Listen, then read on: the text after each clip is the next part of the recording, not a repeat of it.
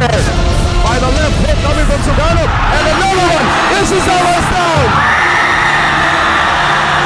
Power shots. Another connection to the head. And throwing in the towel. The side of Ishizawa. It's over. Matapos harabasin ng Hapon na si Kai Ishizawa ang kanyang mga kapwa Hapon sa minimum weight division,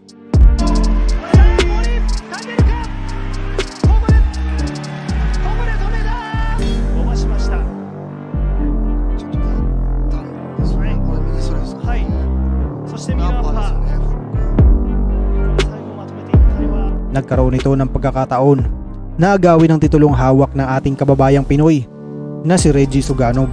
Fighting out of the red corner, the champion, Reggie, the Filipino Phenom, Sinugod! Dumayo dito sa Pilipinas ang Hapon para agawin ang titulo ng Pinoy. Ito ang kauna-unahang depensa ng Pinoy sa kanyang hawak na titulong WBO Global Light Flyweight. Ginanap ang kanilang laban na ito, mga bossing, sa ating sariling baluarte sa Holy Name University Gymnasium, Tagbilaran City. Itong si Ishizawa ay may taglay na mataas na knockout to win ratio. Sa 11 panalo nito, 10 ang tinalo via knockout. Siya rin ang isang nagpahirap kay Vince Paras noong taong 2023. May kartada ito, mga boss, na 11 panalo, may 3 talo at 10 dito ay tinapos by knockout. May knockout to win ratio ito na 90.91%. Samantala ang ating kababayan naman, mga bossing, na si Reggie Suganov ay may kartadang 14 na panalo, may 1 talo at 4 dito ay tinapos by knockout. Huwag na natin patagalin to, mga boss, bakbakan na agad. He is taller, by the way. It's about 5'5" po. Itong si is something that Suganov has to be very careful of. Suganov's first loss in his career just last year, last July 2. So that was against Sivanati Lotshinga. And he was well yan. Itong si Ronald Chacon. So dito po sa round number 1, medyo nagkakapaan pa sila. The longer fights would favor the Filipino, who's more of a boxer, a stylist, and he is a power hitter, but now he's displaying some power. 4-punch combination, no response for Asia's very young Luisito Espinosa. The way he's built and the hand speed for the division is where the most championships have been taken by Filipinos. Kalaban from Japan. 1 minute remaining here, the opening round scheduled for 12. And you can see no matter where you go, Filipinos are very... Alam nila kung maganda ang pinakita. Alam din nila kung medyo nadedehado. There's a lot of buzz going around after that power shot coming from Ishizawa. It's Ishizawa's turn right now to try it. By our unofficial scorecards, this 27-year-old from Japan has...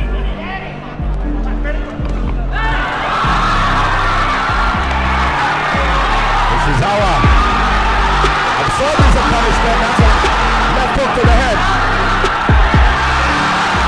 More shots to the head coming from Suganov. University Gymnasium in Tagbilaran City, Bohol. Ito po si Noel Zarate para sa PTV4. Atin po sa inyo ng world-class boxing between the Filipino phenom Reggie Suganov versus Kai Ishizawa of Japan. Connections there, medyo shaken po. Ito si Ishizawa, left open again on the Suganov. Sa ulo nitong si Suganov, there may have been a headbutt somewhere. That would be unfortunate. Ishizawa still moving forward, trying to control the ring generalship here. Siyempre sa pagbubukas na round number 2, buhos ka agad ang binigay dito ni Philippines. 14-1, trying to defend this WBO Global Light Flyweight Championship. Kapaan na naman silang dalawa rito. Now trying to go for the body, Ishizawa, which could be a good idea against a taller fighter. Tanda po natin that Ishizawa ay 5'5" naman po ang list na type nitong si Reggie Suganov.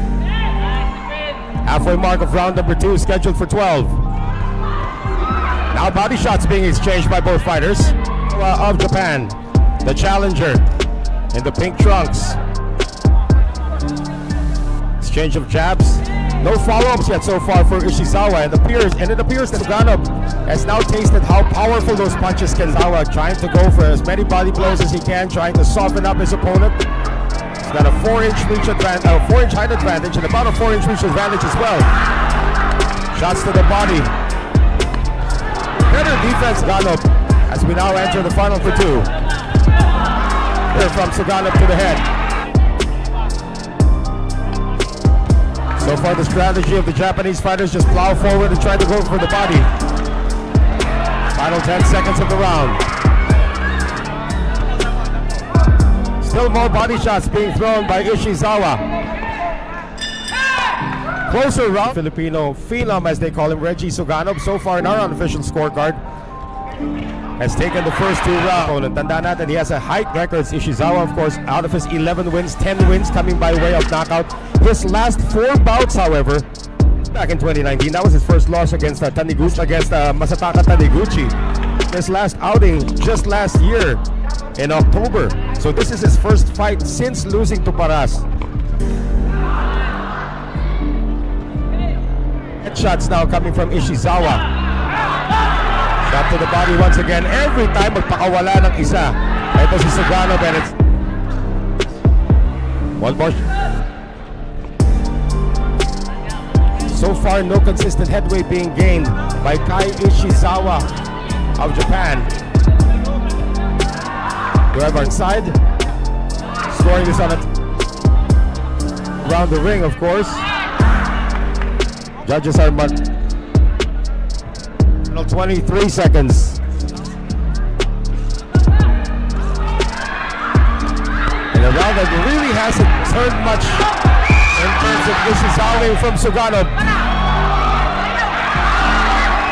Ishizawa of Japan trying to see if he can turn the tide here. We know he's a power puncher, but he's being a little careless with his defense. And you can see some welts already developing under jabs from Suganov.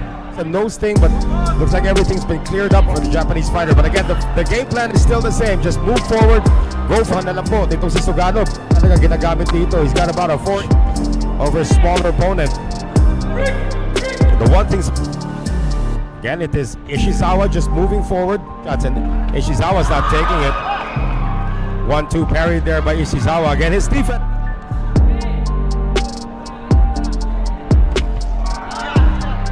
Mark of round number 4, scheduled for 12. Quite sure how Ishizawa can actually unti-unti na pong namamaga. Positive working now on the side of Ishizawa. He's not allowing his opponent to move forward. Medyo sumandal doon, matagal. Ito sa got his opponents against the ropes. 40 seconds remaining here. A lunging left hand coming from Suganov. Another uppercut. And this time Ishizawa says, bring it on. Another right hand here from Suganov. The accuracy from the Philippines displayed here. Pinaka-out na champion na talaga. Ito si Ishizawa. Every time Ishizawa tries to reload. So it has been rainy here in Bohol for the past couple of days. And now some stand-up fighting. Wala. And Suganov is just picking him off. He favors Suganov. If you look at only 4 wins coming by way of Natoshi Ishizawa. 11 wins, 10 coming. So he would like opportunities to finish his opponents. That's puro knockout po yun. Starting out with his opponent from Thailand in 2017. Ito si Bagsik. Pagyakub. That was actually the first round knockout. Fighting now between the two. A lot of blood now coming out of the head. The thing out that he did have a fight. He won by a TKO against Ronald Chacon. Final minute. Even the crowd here a little concerned about seeing the presence of blood on the face of their homeboy. Putin na lang, it's not about the eyebrow. Let's not impair your vision. When you see your opponent's white gloves with a little bit of blood, you're already concerned. So far, Ishizawa is actually doing well until that.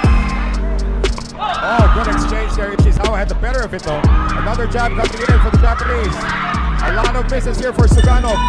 Round number of Suganov as we enter the 6th round. It's yung action muna po rito. Sa Holy Name Universe, kampiyon dito. Si Suganov of the Philippines absorbing A right hook that time from his Japanese opponent. And continuing to plow forward in the ropes, Ishizawa of Japan's challenger. Sending him backwards. Not for long, so good na naman. Ito na mapasok itong si Ishizawa. Trying to be a counter puncher. We knew he was the aggressor at the start. That uppercut goes through. Ang ginagawa pa so far, itong si Sinugod to take that away, and that is a display to the judges. Back to bring you the rest of round number 6. Suddenly, bumuhos na naman si Sinugod. Not very accurate on the punches, but still enough it.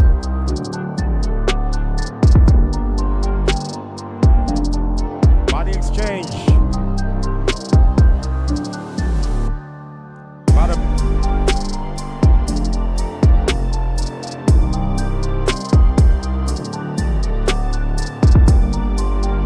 Ishizawa getting a little successful now with those inside incursions.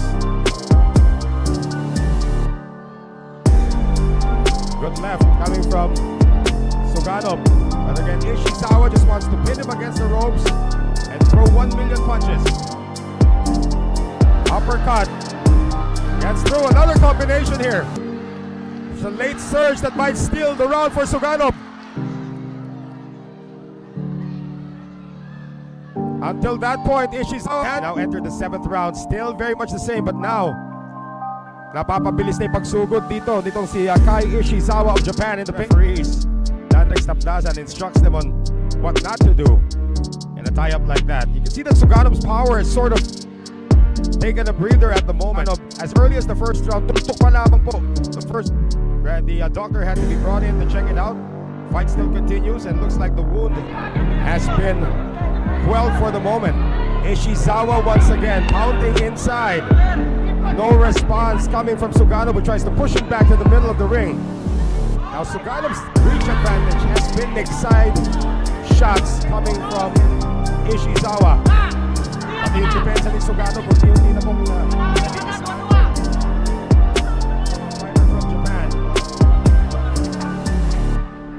What has been working for Sinugod and the combinations to the head, kasi unti-unti na nga napapasara na niya yung mata ng kanyang kalaban.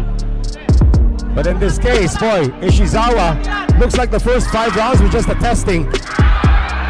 2 combination shots launched there by Sinugod. Hindi man lang natinag itong si Ishizawa. Now Ishizawa has been knocked out once in his career, and he did suffer that knockout box against Masataka Taniguchi in 2019.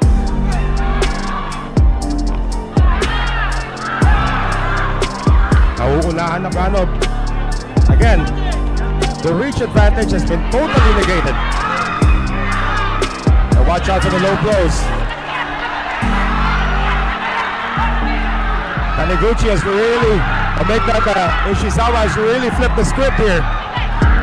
Naging flat-footed na itong si Sinugod. Pull off something. Ishizawa is in its face. Another round looming towards the fighter from Japan. Sinugod was so accurate the first 3 rounds, now he can't. Sinugod ahead, but only by 1 round. The last 3 unofficially have gone the way of Ishizawa. Ishizawa now body hunting. Di na muna niya pakikialaman yung sugat sa ulo nitong si Sinugod, which just opened up again. Not quite sure if it came from an accidental headbutt. Some power shots to the body as well from Sinugod. He's trying to destroy the timing of Ishizawa. And it looks like here in the 8th round, Sinugod has been successful so far. He has a 4-inch height advantage of division after campaigning most of his career as a minimum weight. Both fighters came in at 107. Oh!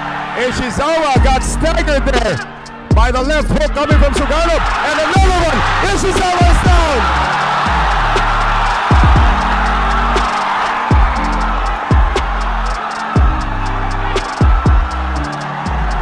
Ready to fight now siya.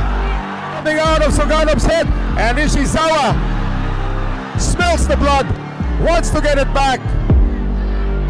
Oh, great right coming from Ishizawa. Napatras na si Suganov. Ishizawa in this pivotal 8th round. One knockdown scored already, so this is a 10-8 round for Suganov. The question is, can Ishizawa get the knockdown back?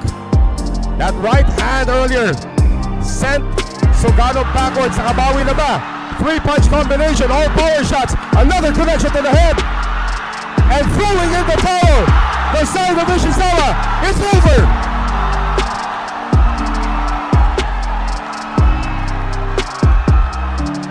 The corner of Kai Ishizawa threw in the towel after the late barrage coming from Reggie Suganov's head.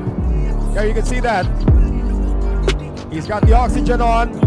He's pointing to his head. I'm not quite sure if... Pagkatapos ng laban na ito mga boss, ay hindi na nakitang lumaban pa ang Japanese na si Kai Ishizawa.